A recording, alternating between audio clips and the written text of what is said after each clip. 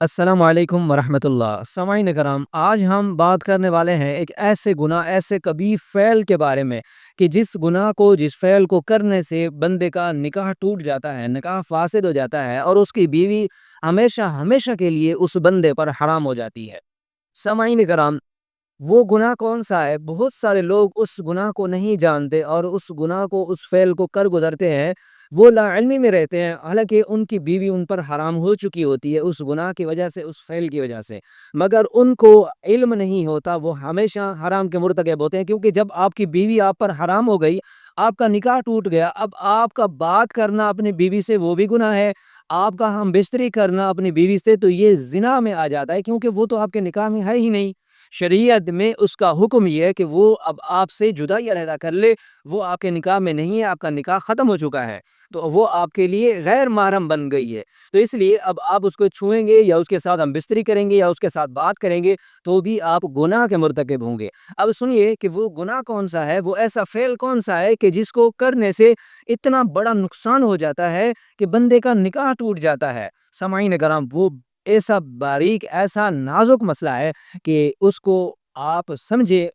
اور ایسا نہ ہو کہ کہیں آپ اس فعل کے مرتکب ہو جائیں اور آپ کا نکاح بھی ٹوٹ جائے، آپ کی بیوی بھی آپ پر ہمیشہ کے لیے حرام ہو جائے۔ سامعین کرام، سنیے کہ اللہ رب العزت نے انسانوں کے لیے دو رشتے بنائے ہیں کائنات میں۔ جب کسی بندے کو پیدا کیا، اس کے لیے، ہر بندے کے لیے دو رشتے بنائے، دو قسم کے۔ ایک رشتہ اس کے ماں باپ کا، والدین کا، یہ ایک رشتہ ہے، اور دوسرا جو ہے وہ اس کی بیوی کا، جہاں اس کا نکاح ہوتا ہے، وہ بھی اس کے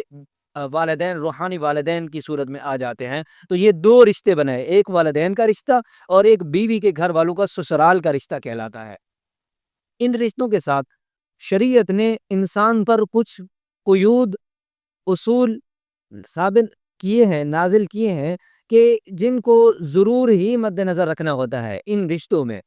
جیسا کہ حرمت مصاہرت کا مسئلہ ہے۔ حرمت مصاہرت میں احناف نے، فقہائے کرام نے بہت زیادہ سختی کی ہے اس معاملہ میں کہ اگر بندہ حرمت مصاہرت یعنی انتشار کے ساتھ، شہوت کے ساتھ اپنی ساس کو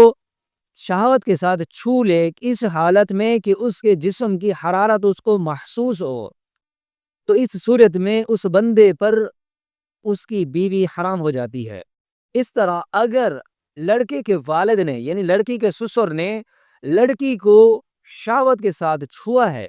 اور اس کی شہوت میں اضافہ ہوا ہے اور اس کے جسم کی حرارت کو اس نے محسوس کیا ہے، تو بھی اس لڑکی کا نکاح اس لڑکے سے فاسد ہو جائے گا۔ وہ لڑکی اس لڑکے پر ہمیشہ کے لیے حرام ہو جائے گی، کیونکہ لڑکی کے سسر نے لڑکی کو شہوت کے ساتھ چھوا ہے۔ شہوت کے ساتھ چھونے میں شریعت نے کچھ شرائط بیان کی ہے، وہ شرائط میں آپ کے سامنے بیان کر دیتا ہوں۔ اگر ان شرائط پر پورے اترتے ہیں، اگر ان شرائط کے ساتھ آپ نے شہوت کے ساتھ چھوا ہے تو آپ کا نکاح فاسد ہو چکا ہے، آپ پر آپ کی بیوی ہمیشہ کے لیے حرام ہو چکی ہے۔ وہ یہ ہے، وہ شہوت جس کے ساتھ چھونے سے حرمت مصاہرت ثابت ہو جاتی ہے۔ پہلی شرط یہ ہے کہ چھونا کسی حائل کے بغیر ہو، یعنی درمیان میں جسم پر کوئی کپڑا وغیرہ نہ ہو، یا درمیان میں حائل کپڑا اس قدر باریک ہو کہ اس سے جسم کی حرارت پہنچتی ہو، تو اس سے بھی حرمت مصاہرت ثابت ہو جاتی ہے۔ یہ پہلی شرط ہے۔ دوسری شرط یہ ہے کہ چھوتے وقت جانبین میں سے، یعنی اگر کوئی بندہ کسی کو چھو رہا ہے تو جس کو چھو رہا ہے وہ بندہ بھی، جو چھونے والا ہے وہ بندہ بھی، دونوں جانبین میں سے کسی ایک میں شہوت ہو۔ مرد کی شہوت کا معیار یہ ہے کہ اس کے اعلی تناسل میں انتشار پیدا ہو جائے، یہ بھی شہوت ہے۔ اگر انتشار پہلے سے موجود ہو، اس کے اعلی تناسل میں انتشار پہلے سے موجود ہو، پھر یہ دیکھنا چاہیے کہ اس کے انتشار میں اضافہ ہو۔ اور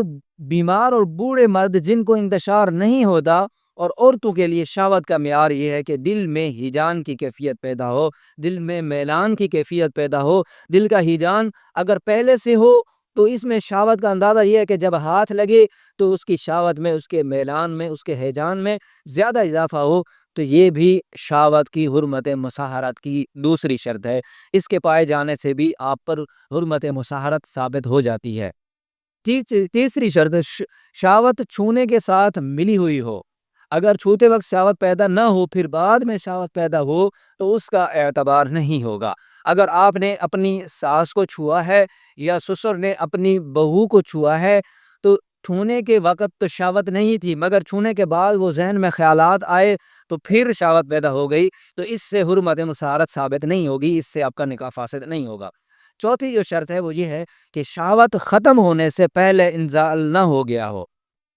اگر شہوت ختم ہونے سے پہلے آپ کا انزال ہو گیا تو حرمت مصاہرت ثابت نہیں ہوگی۔ اگر شہوت ختم ہونے سے پہلے آپ کا انزال ہو گیا تو حرمت مصاہرت ثابت نہیں ہوگی، اگر انزال نہیں ہوا تو حرمت مصاہرت ثابت ہو جائے گی۔ نمبر 5 جو پانچویں شرط ہے وہ یہ ہے کہ عورت کی عمر کم از کم 9 سال اور مرد کی عمر کم از کم 12 سال ہو۔ یعنی 9 سال سے پہلے کی جو لڑکی ہوتی ہے عمر، اس میں بھی آپ اگر ہاتھ لگائیں حرمت مصاہرت ثابت نہیں ہوتی، اور لڑکا اگر 12 سال سے کم ہو تو بھی حرمت مصاہرت ثابت نہیں ہوتی۔ جیسا کہ جواب نمبر 1 میں واضح ہوا ہے کہ جس عورت کو شہوت کے ساتھ چھوا جائے اس کے اصول اور فروع چھونے والے پر حرام ہو جاتے ہیں، لہٰذا اگر بیوی کے اصول یعنی ساس آپ کی یا فروع بیٹی کو شہوت کے ساتھ چھوا جائے تو ایسی صورت میں بیوی اپنے شوہر پر ہمیشہ کے لیے حرام ہو جاتی ہے، اور اگر کسی اجنبی عورت کو شہوت کے ساتھ چھوا ہو تو اس کے اصول اور فروع حرام ہو جائیں گے لیکن بیوی حرام نہیں ہوگی۔ ہاں، اگر آپ کی ساس نہیں ہے، کوئی اور عورت ہے، اس کو آپ نے شہوت کے ساتھ چھوا ہے اور ان شرائط کے ساتھ جو شرائط آپ کو بتائی گئی ہیں، تو آپ کی بیوی آپ پر حرام نہیں ہوگی بلکہ اس عورت کے اصول اور فروع آپ پر حرام ہو جائیں گے۔ یعنی آپ کسی عورت کو آپ نے شہوت کے ساتھ چھوا ہے، اس کی بیٹی آپ پر حرام ہے، اس کی بھانجی، اس کی بیٹی بھی آپ پر حرام ہے۔ تو اس لیے حرمت مصاہرت ایک ایسا نازک مسئلہ ہے، ان للہ و انا الیہ راجعون، ایسا کبھی فعل ہے، ایسا اکبر اور کبیرہ گناہ ہے کہ جس کے صادر ہونے سے بندے کے اتنا بڑا نقصان ہو جاتا ہے، بندے کا نکاح فاسد ہو جاتا ہے، اس کی بیوی ہمیشہ ہمیشہ کے لیے حرام ہو جاتی ہے۔ اگر کوئی ایسا فعل کسی سے صادر ہو جائے تو ان شرائط پر عمل کرتے ہوئے اس کا نکاح ٹوٹ جائے تو وہ اپنی بیوی سے لازم ہے کہ علیحدگی اختیار کرے، اس کی بیوی اس سے علیحدگی اختیار کرے، اس کی بیوی حرام ہو چکی ہے۔ اگر اس کے علاوہ کوئی اور صورت بنتی ہے، کوئی اور مسائل ہیں، تو آپ اپنے قریبی دارالافتاء میں جا کر اس مسئلہ کی تصدیق، اس مسئلہ کے بارے میں تشفی اور تسلی کر سکتے ہیں، اور اس گناہ پر توبہ اور استغفار کرنی چاہیے، توبہ استغفار کرنی چاہیے، کیونکہ اللہ رب العزت سے یہی امید ہے، حضور صلی اللہ علیہ وسلم کا یہی فرمان ہے کہ توبہ کرنے والا، استغفار کرنے والا ایسا ہوتا ہے کہ اس نے کبھی گناہ کیا ہی نہ ہو۔ تو اس لیے جو بھی گناہ ہو جائے اللہ غفور اور رحیم ہے، اللہ رب العزت سے معافی کرنی چاہیے، استغفار کرنا چاہیے۔ امید ہے کہ اللہ رب العزت معاف فرما دیں گے۔ السلام علیکم ورحمۃ اللہ۔